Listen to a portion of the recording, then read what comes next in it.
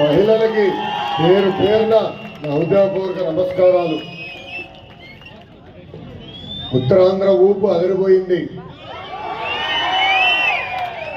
ఉత్తరాంధ్ర ప్రజల్ని గత 4 సంవత్సరాలు 10 నెలలుగా జగన్ ఫుట్బాల్ ఆడుకున్నాడు. 2 నెలలు ఓపిక పట్టింది.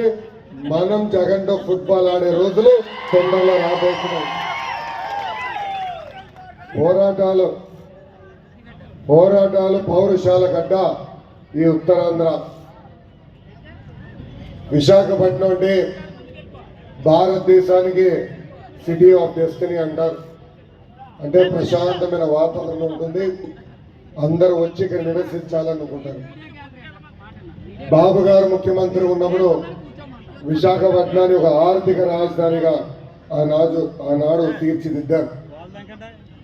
కానీ ఈరోజు ఈ ప్రభుత్వ అధికారంలోకి వచ్చిన తర్వాత విశాఖపట్నాన్ని విషాదపట్నంగా మార్చేశారు. జగన్ ఒక భస్మాసుడు, ఒక ఐరన్ లెగ్. ఎక్కడ అడుగు పెడతాడో అక్కడ గ్యారెంటీగా డ్యామేజ్ జరుగుతుంది. ఎప్పుడైతే విశాఖపట్నాన్ని పరిపాలక రాజధాని ప్రకటించాడో ఇక్కడ 6 నెలలకు ఒకసారి ఒక బాయిలర్ వెళ్తుంది.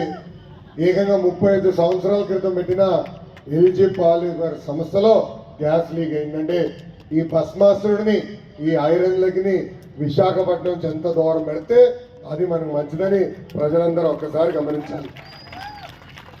అంతేకాదు ఈ ప్రభుత్వం ఏర్పడిన తర్వాత విశాఖపట్నంలో రోజుకొక కిడ్నాప్, రోజుకొక మర్డర్, రోజుకొక భూ కబ్జా జరుగుతుంది. పొరపాటున వైకాపా నాయకులు మన దగ్గరికి వచ్చి మన ఇల్లు చూసి నచ్చిందంటే ఆ భూమి కూడా కొట్టేసే పరిస్థితి ఈరోజు మనం అందరం చూస్తున్నాం.